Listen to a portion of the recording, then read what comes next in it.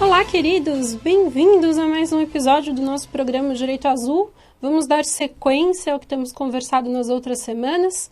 Tenho dito muito a vocês a respeito do que é mesmo o Direito Azul, de como chegamos nesse tema. Cheguei a comentar também com vocês um pouquinho, partes da minha história.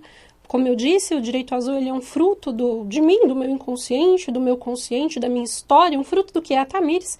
Então passei a buscar aí uma certa conexão para mostrar para vocês como surgiu esse trabalho, como surgiu essa tese.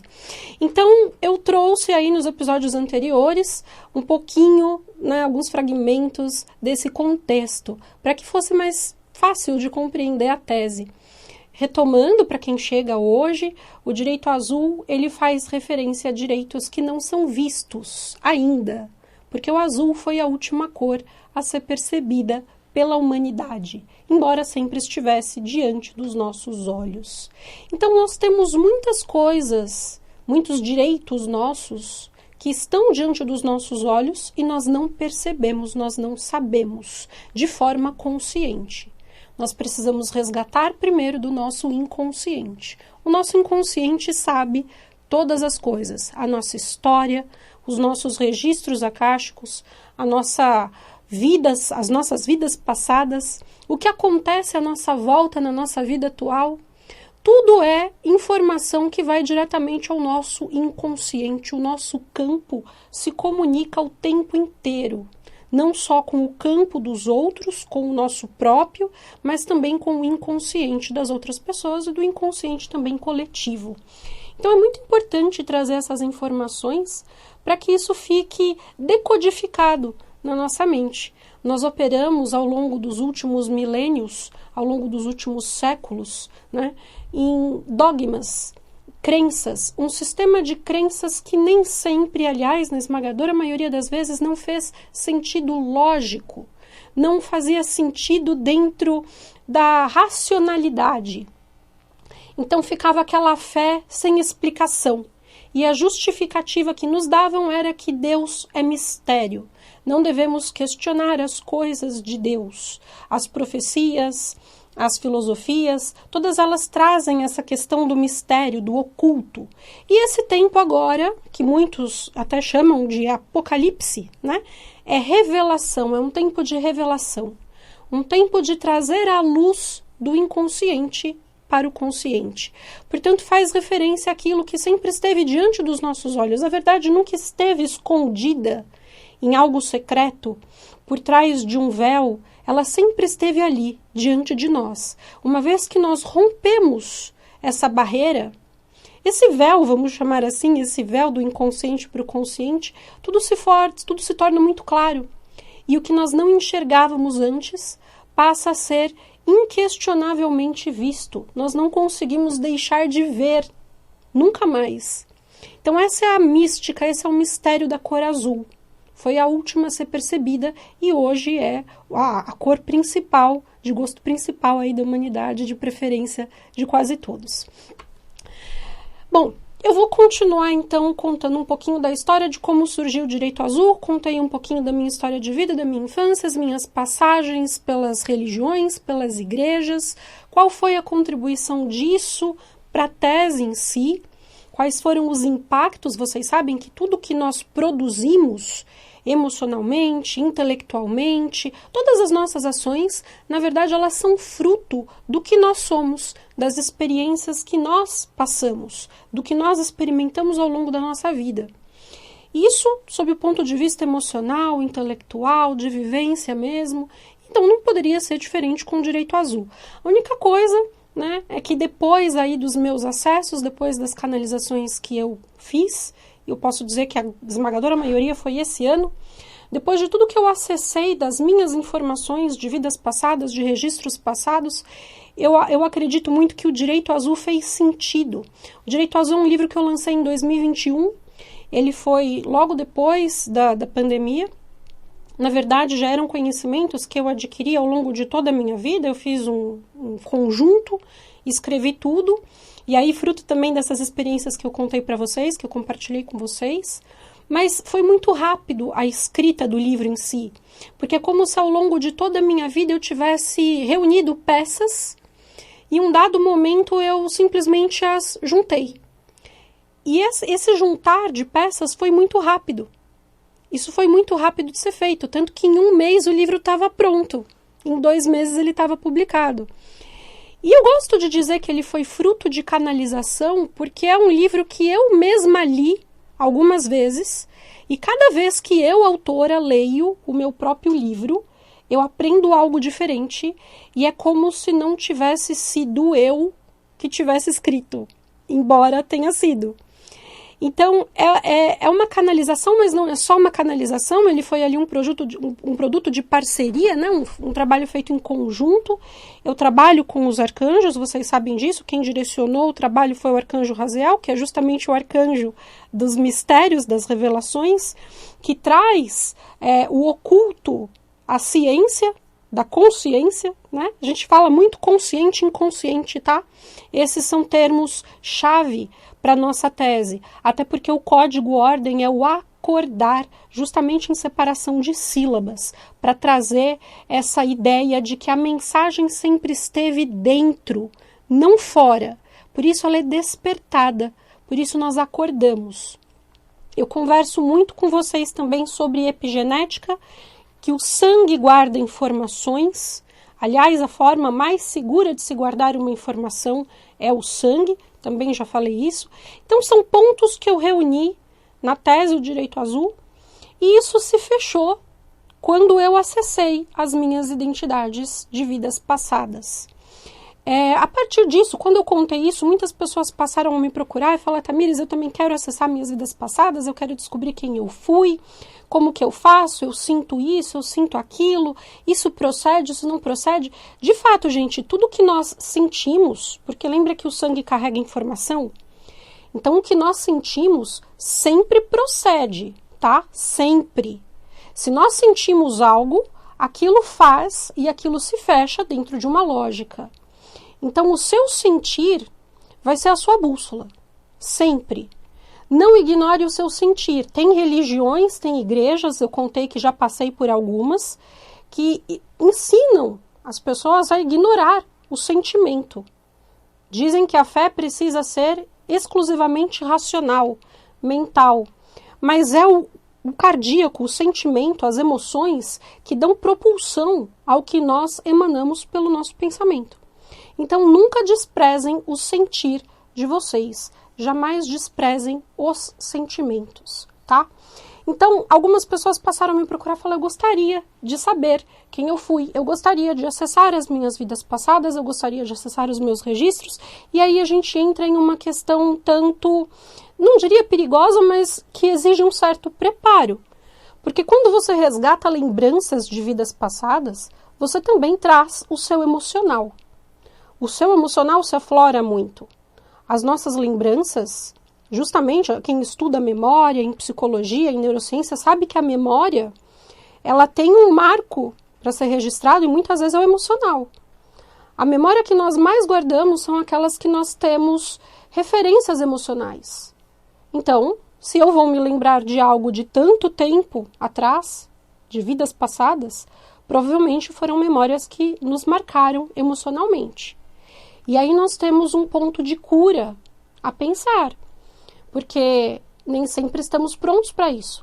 Muitas vezes as pessoas não estão prontas para lidar com o emocional da própria infância, com o emocional de, às vezes, alguma situação que aconteceu recentemente, um período de doença, uma separação, né? Como é que a pessoa vai resgatar o emocional de uma vida passada que ela não sabe o que ela vai encontrar ali? Então, as regressões, elas são processos que precisam ser feitos com muita responsabilidade.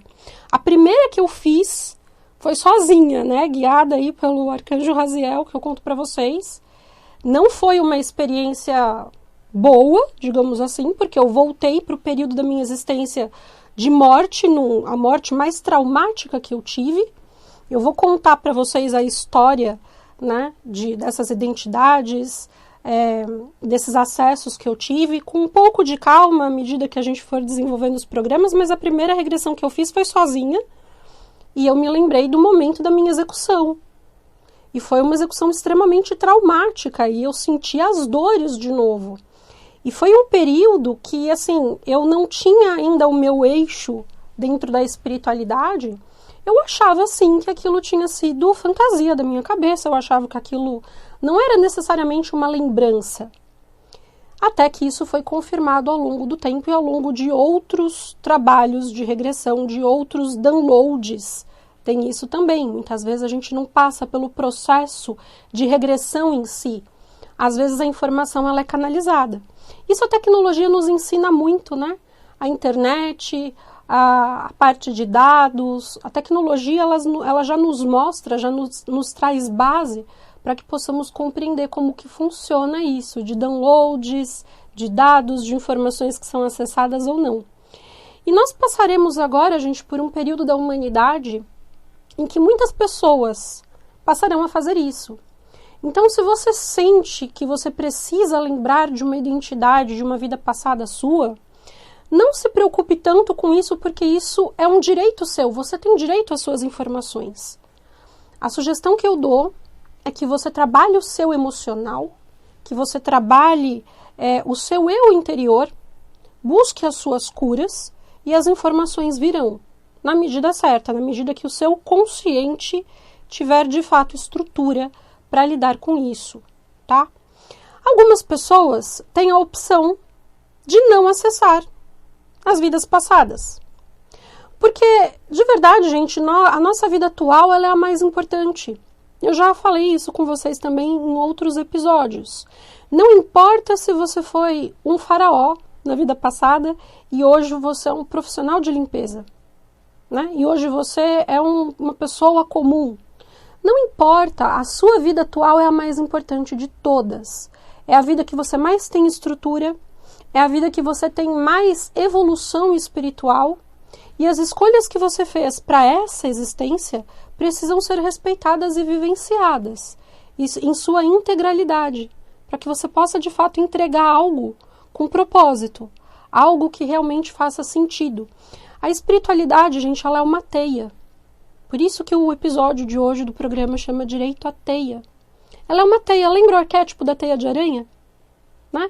Então tudo que nós mudamos na nossa vida, no nosso campo, nos nossos pensamentos, no nosso emocional, aquilo vai reverberar no todo. Nós somos fragmentos do todo. Então, se eu faço algo, aquilo vai ter repercussão. A consciência que nós precisamos desenvolver é que nós estamos numa imensa teia de aranha. Numa imensa teia de aranha natural, não artificial, como temos projetado para a tecnologia. Isso é importante porque nós passamos a desenvolver uma compreensão mais expandida do que é o todo e do que nós somos. Nós precisamos ter essa identidade. Não adianta lembrar da nossa história e não sabermos, não termos consciência que somos o fragmento do todo divino. Nós somos pedaços do próprio Deus. Deus, Mãe, Pai. O divino, o todo. Então, se você é Deus, você precisa ter essa consciência. Duas palavras-chave de extrema importância que tem condição de elevar o seu campo a ponto de inibir qualquer tipo de manipulação. Nós também já falamos, né? Tecnologia intrusa, manipulação de campo. As duas palavras. Eu sou. Essas duas palavras, muitas pessoas entendem hoje como arrogância. Isso faz parte do processo de manipulação de teia. Quando você diz eu sou, parece que soa como arrogância. Não é arrogância, é consciência de ser. Você precisa ter a consciência de ser, do seu ser, para que você tenha legitimidade dentro das suas ações. A partir disso, sim, as suas identidades podem vir à tona. Com a força da sua identidade, você então executa o seu trabalho atual. Todos nós aqui estamos em missão. Pode ser uma missão ligada ao todo de uma forma mais pública, mas pode ser também uma missão de resgate individual, de cura individual, de cura de núcleo familiar. E como eu disse, o arquétipo da teia mostra que tudo que nós fazemos no particular reverbera para o todo. Se nós somos fragmentos de Deus, Mãe, Pai, tudo que nós curarmos em nós, nós curamos no divino. Existe a projeção de um lado para o outro, né? O que está em cima está embaixo, a lei do espelhamento. Então a nossa responsabilidade é muito grande. A nossa responsabilidade de co-criadores é muito grande. Quando nós acessamos isso e temos consciência disso, nós percebemos que não precisamos ir muito longe para fazer um trabalho excepcional. Você não precisa estar numa posição de destaque, no centro do mundo, com poder, com autoridade, segurando um cetro. Você só precisa estar encarnado. Você tem voz de ação, você tem consciência do eu sou, você tem a sua epigenética. Você pode fazer o que eu já ensinei em alguns episódios, falaremos melhor sobre isso em outros.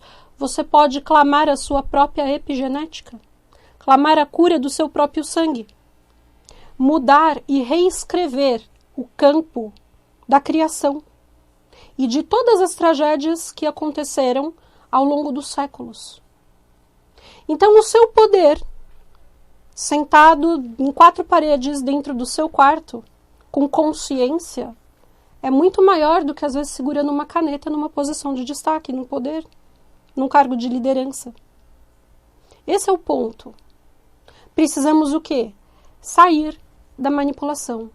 Buscar a cura individual, a cura ancestral, lembrar quem foram os nossos antepassados. Esse resgate histórico é muito importante. Tem muitas pessoas na população brasileira hoje que não sabem o nome dos avós, o nome dos pais. Tudo bem, se for o seu caso, não se sinta chateado com isso. Mas o sangue corre nas suas veias, você tem legitimidade para clamar o teu sangue. E isso buscar a cura e alcançar as tuas raízes e a tua descendência, independente de onde eles estiverem, independente de quem eles sejam. Você precisa da consciência do eu sou, para reescrever a sua história, para modificar o seu campo, certo? Então, o direito azul, quando foi canalizado, por exemplo, o nome o direito azul, ele me veio. Foi uma canalização, de fato. O nome o direito azul foi uma canalização. Até porque eu não tinha o azul assim como uma cor preferida minha. Não tinha, eu sempre gostei de cor-de-rosa, sabe, menininha? Sempre gostei de rosa, meu quarto era cor-de-rosa, né? Aí me veio direito azul. Por que o direito azul? Eu escrevi, eu segui a canalização e escrevi. Aí eu fui pesquisar a origem da cor, que é isso que eu conto para vocês. Foi a última cor a ser percebida pela humanidade, que o significado místico dela, que representa tudo que está ali diante dos nossos olhos e nós não vemos, que o azul ancestralmente é uma cor feminina e não masculina, vocês sabiam disso? O rosa era uma cor masculina, o azul era uma cor feminina, porque o rosa ele faz referência ao sangue, das batalhas, da competição, da luta, e o rosa é o vermelho diluído, né? O vermelho mais infantil, digamos assim. Então os meninos usavam rosa. Isso lá, os tempos antigos, Idade Média, lá atrás. As meninas era o azul, que era a cor da calma, da mansidão, da tranquilidade. Depois veio algumas histórias relacionadas à cor azul, sempre com esse lado de misticismo, voltados a essa ideia de que é o que está bem diante dos nossos olhos, mas escondido publicamente, digamos assim. Aí veio a história da realeza, das pessoas que tinham sangue azul. Lembram dessa história, o sangue azul? Aí falaram que eram as pessoas que eram muito branquinhas, né? Que ficava a veia azul. Eu tenho as veias bem azuis, porque eu sou bem branquinha. Será que faz referência a isso? Será que o sangue azul é o sangue das pessoas que são muito brancas, e aí faz aquela analogia à realeza europeia, em que todos eram muito brancos? Ou será que o azul da realeza ele está na aura das pessoas? Numa outra forma, num outro formato de sangue e de descendência, independente da roupa que nós vestimos e qual cor de melanina nós temos. Qual a tonalidade de melanina nós temos. O que será que é isso? O que será que é tudo isso? Essas revelações, elas passarão a ser ditas a partir de agora, porque vocês têm direito a elas. Então, os próximos episódios, eles serão direcionados a retomar e a trazer a história da humanidade verdadeira de volta. E nós vamos entender o que o direito azul tem a ver com isso. O que eu tive a ver com isso. E aí é muito importante que vocês compreendam que isso será passado a vocês, porque é direito de vocês. Porque vocês têm direito de acessar a verdadeira história e, a partir disso, romper os dogmas, romper o sistema de crenças que não faz sentido, o sistema de crenças que sempre adoeceu as pessoas, que sempre as tirou do seu próprio centro de poder, delegando a um divino externo algo que sempre foi de própria autoria. Você tem o poder e a autoridade para mudar a sua vida. Não é o Deus externo. É você. O seu livre-arbítrio será respeitado.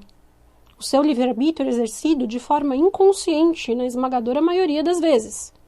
Além daquele que foi programado antes de você nascer. Por isso os mapas, por isso as informações que nós temos na nossa biometria, nos nossos dados, nome e data de nascimento, carregam informações também. A forma do céu, como estava o céu no momento do nosso nascimento, aí nós temos a astrologia. Todas essas ciências, elas vão decodificar aspectos da nossa personalidade e da nossa missão, do nosso trabalho atual. Mas tudo isso, para que tudo isso faça sentido, é necessário a consciência do eu sou. E é necessário a consciência da teia. No momento em que eu falo aqui neste microfone, as coisas que eu falo, que muitas vezes parece ou soam como uma espécie de algo que não fica muito claro, que você tenta entender e aí você me ouve de novo e parece que não fez tanto sentido ainda, mas na teia está fazendo sentido, está rompendo padrões. Então a frequência de rádio deste microfone, ela já é usada para atingir a teia diretamente, com tudo que eu falo aqui. Lembra que eu já falei que eu não converso só com o consciente de vocês? Eu converso com cada célula sua, com cada fio de cabelo seu. A frequência da Terra, a emanação da Terra, das pessoas, tudo isso vibra com o que nós fazemos. Percebe o poder que é a consciência? O poder que é você aplicar o conhecimento com consciência. Conhecimento e consciência são coisas diferentes. Certo? Eu vou tirar a carta de hoje. O pessoal me cobrou, né, nos episódios anteriores que eu estava sem tirar a carta. Vamos fazer isso? E se preparem para que nos próximos episódios nós possamos adentrar a história. Porque a história, a carta do livro aberto, a história será contada e será revelada a vocês. Chegou a hora, vocês têm direito a ela. Tá certo, gente? É muito importante que vocês se preparem para isso. Como que eu me preparo, Tami? Manifestação de vontade genuína. Já falamos isso também. Manifeste o eu quero. Eu quero acordar. Eu quero enxergar o que sempre esteve diante dos meus olhos. Porque eu não aceito manipulação de campo. Façam isso, manifestem a vontade genuína de vocês, para que vocês possam compreender e enxergar a verdade no momento em que ela for dita, para que isso possa fazer sentido dentro de vocês. A mensagem, reitero, a mensagem não está fora, está dentro. Ela não é inserida, ela é despertada. Essa foi a forma e a fonte mais segura de se preservar os verdadeiros segredos da humanidade. Nós não precisamos de sociedades secretas se revelando. Nós não precisamos de legitimidade ou legitimação de instituições. Você só precisa ouvir os seus próprios batimentos cardíacos. Certo? Continuem na programação da rádio, tem bastante coisa por aqui. E eu espero vocês na segunda-feira que vem, às 8 da manhã, ao vivo. Obrigada, queridos. Um beijo para vocês.